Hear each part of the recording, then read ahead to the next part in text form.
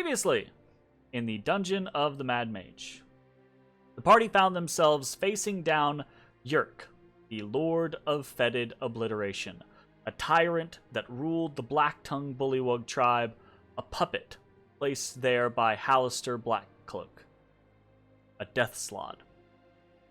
Yurk had spun for the party a tale of his innocence, but any belief or pity the group might have had for the creature was dashed when Zetlal, the guardian Hydra of the Black-Tongue tribe, pleaded with Matashtai to save her egg, which Yurk had secreted away and used as leverage to keep the Hydra obedient.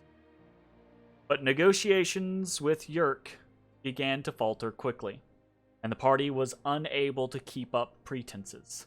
They now knew why Zetlal obeyed the Slod, but if battle began, they could only hope to find and secure the egg, thus securing the Hydra's help, rather than its enmity. Matashtai tried to impress upon Zetlal that they were indeed here to help, but the Hydra was distraught, and it was clear that if Zetlal thought the choice was between the party or her egg, she would kill the party.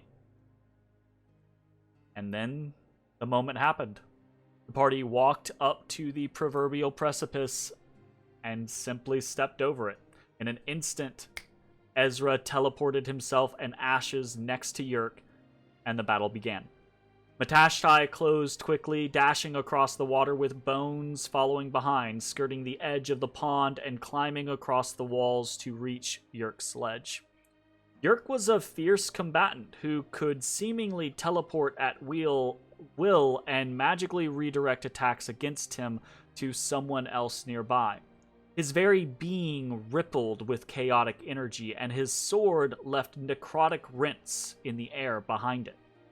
To complicate matters, Zetlal was not swayed by the party's plea for time.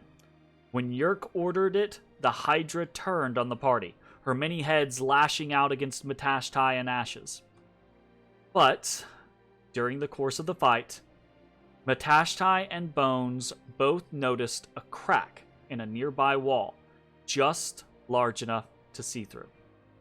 Making a gamble, Matashtai turned ethereal and rushed through the wall, into a small chamber filled with various bits of treasure, and a large, bluish-green egg. Matashtai quickly stuffed the egg into his bag of holding and prepared to be attacked by Yurk, because the Slod seemed to very much know what Matashtai had done, and moved to teleport into the chamber after the monk.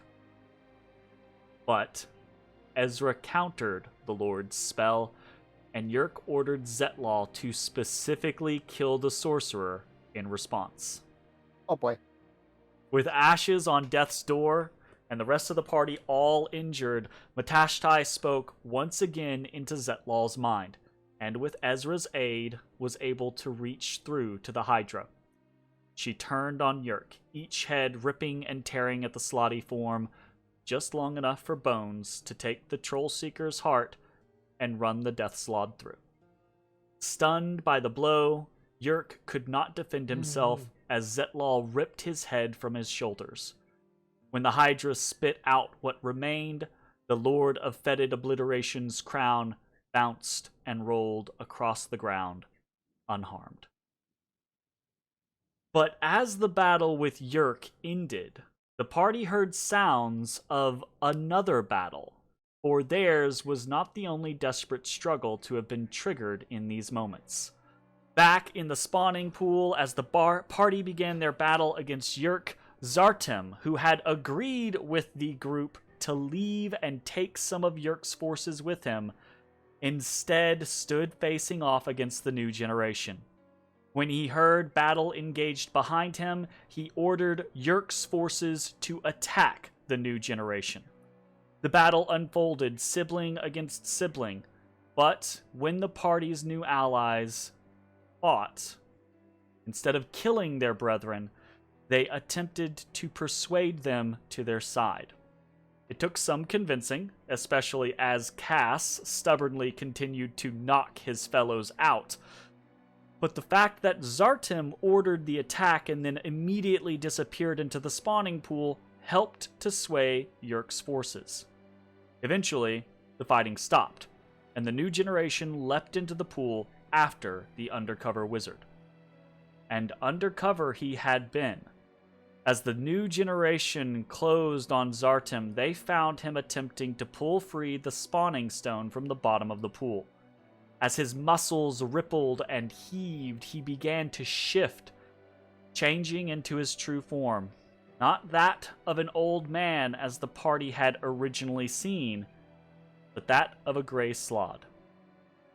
No longer bound by the strictures of his previous body, Zartim was able to rip the spawning stone from where it rested. But the new generation was not about to let this intruder escape with their tribe's sacred relic. They attacked together, each cutting, piercing, or biting into Zartim. The stone was knocked from the Slotty's hands, and when Zartim realized he would not be able to recover it, he turned invisible and fled. But the murky water and his non-aquatic bleeding form betrayed him. The new generation easily tracked him through the waters and cut him down.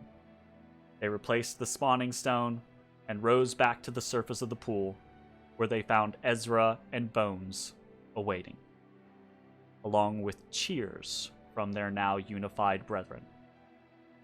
Yerk is dead. The spawning stone has been defended. The Blacktongue tribe is now free to determine their own destiny. Hey everybody, thanks for watching. If you enjoyed the video, consider leaving a like, commenting, or subscribing. It really helps me out. If you'd like to see me live, head over to my Twitch at twitch.tv/thedistanthorizon.